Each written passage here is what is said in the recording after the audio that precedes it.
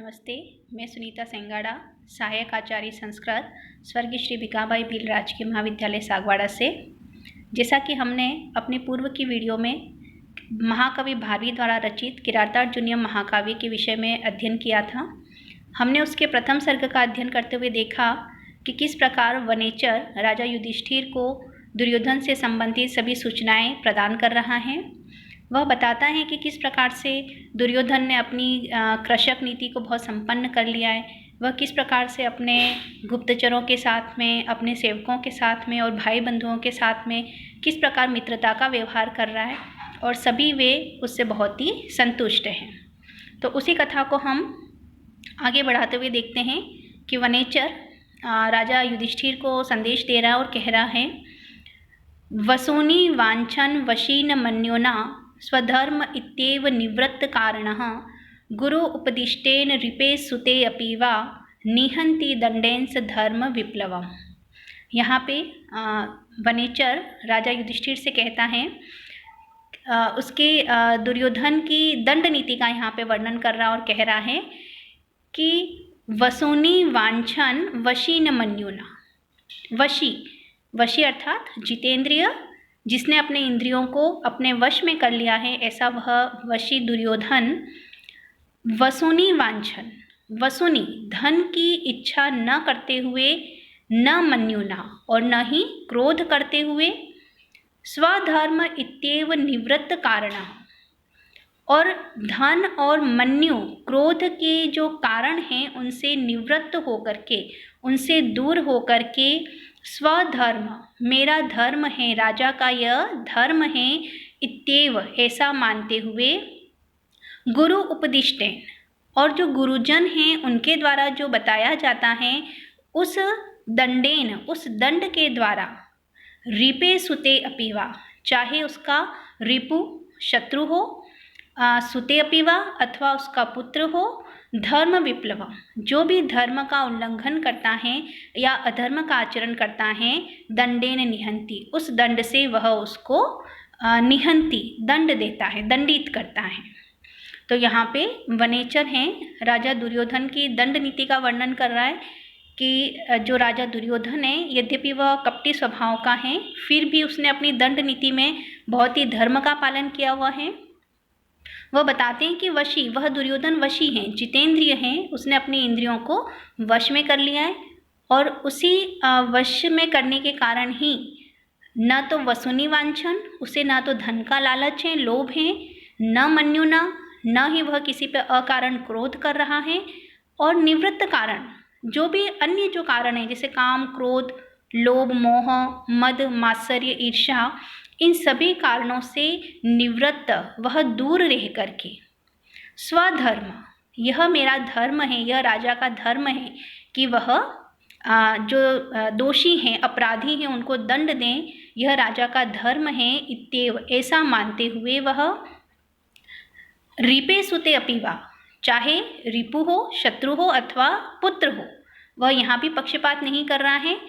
और गुरु उपदिष्टेन, गुरुजनों के द्वारा जो दंड बताया जाता है, जिस अपराध का जो दंड बताया जा रहा है, उस अपराध के लिए वही दंड वह रिपे, चाहे उसका शत्रु हो, सुते अपिवा, चाहे उसका पुत्र हो, बिना किसी पक्षपात के, धर्म विप्लवम जो भी धर्म का उल्लंघन करता है, दंडेन निहंति वह उसे दंड से दंडित करता है।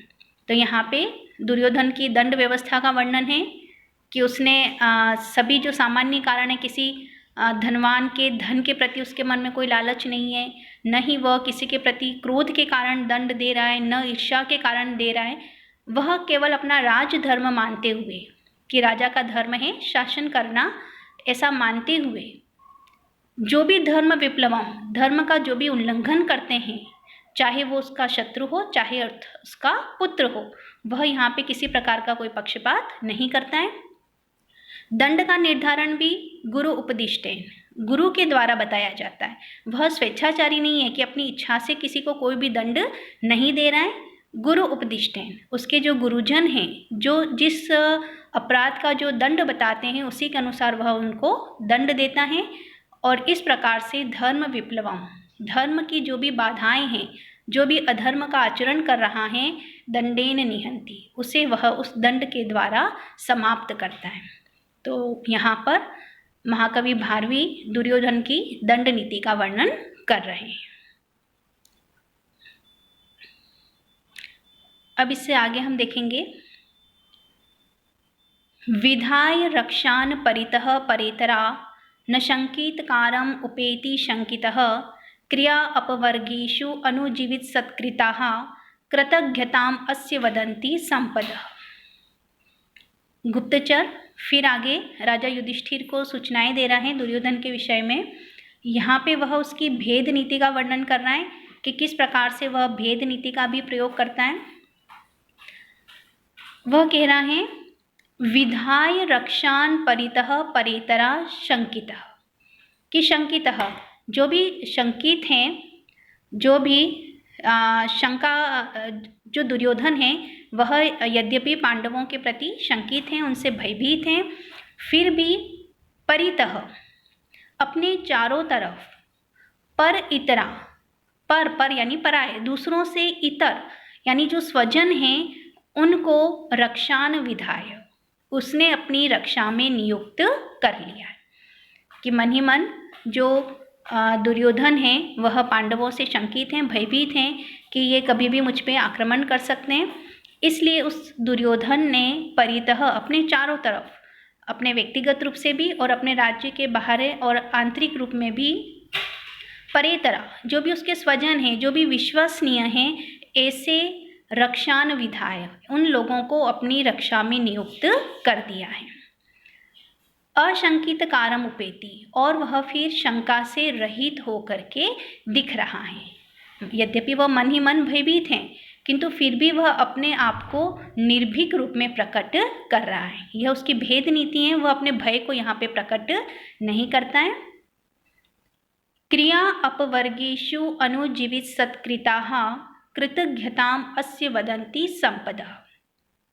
फिर यहाँ पे उसकी भेद नीति का वर्णन करने गुप्तचर बताता है, क्रिया अपवर्गेषु, जब कार्यों की समाप्ति हो जाती है, अपवर्ग यानी समाप्ति, उसके द्वारा जो भी निर्धारित कार्य हैं जब उनकी समाप्ति हो जाती है, अनुजीवित सत्कृता, तो जो अनुजीवी हैं, जो सेवक हैं, जिन्होंने उसका वह कार्य संपन्न किया है, सत्कृताः, उनका वह सत्कार करता है, उनका सम्मान करता है।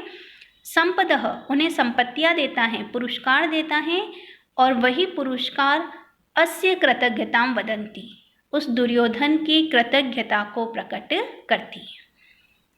तो यहाँ पे बताया जा रहा है कि जो दुर्योधन है वह अपनी क्रियाओं को बिल्कुल गुप्त रख रहा है, रहस्यमय रखता है, और जब क्रियाएं संपन्न हो जाती हैं, जब उनका परिणाम प्राप्त हो जाता है, तो अनुजीवी, जिस सेवक ने वह कार्य संपन्न किया है उसका वह सत्कार करता है, और सेवक का सत्कार होने पर ही अन्य व्यक्तियों को उस कार्य के विषय में पता चलता है, और इतनी अधिक वह उस सेवक को संपत्ति देता है, इतना अधिक उसे उपहार देता है, दान देता है, और इस प्रकार से कृतज्ञता वदन्ति, अपनी कृतज्ञता को प्रकट करता है। तो इस प्रकार वह अपने व्यवहार के द्वारा अपने सेवकों को भी प्रसन्न कर रहा है, अपनी सभी क्रियाओं को, अपनी योजनाओं को बहुत ही गुप्त रखता है, और अपने परितः, अपने चारों तरफ परितरा, जो विश्वसनीय स्वजन हैं, ऐसे रक्षकों को उसने नियुक्त कर रखा है। और शंकित, मन ही मन शंकित होते हुए भी, भयभीत होते हुए भी, अशंकित कारम उपेति, वह अपने आप को निर्भीक बता रहा है। तो इस प्रकार यहाँ पे गुप्तचर दुर्योधन की भेद नीति का वर्णन कर रहा है। फिर इससे आगे हम देखते हैं, अनेक राजन्य रथाश्व संकुलम तदीयम आस्थान निकेतम आजिरम नयत्य युग्म छद गंध भी आद्रताम भृशम नृपोपायन दंतीनाम मदः।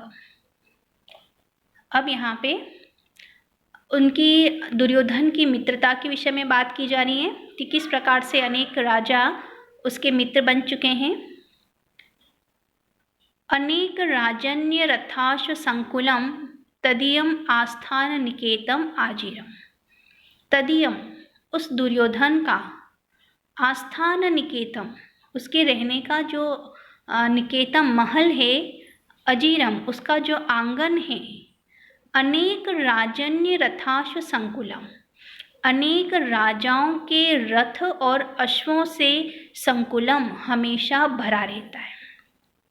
अर्थात अनेक राजा हैं जो उसकी मित्रता प्राप्त करने के लिए उसके मिलने के लिए वहाँ पर निरंतर आते रहते हैं।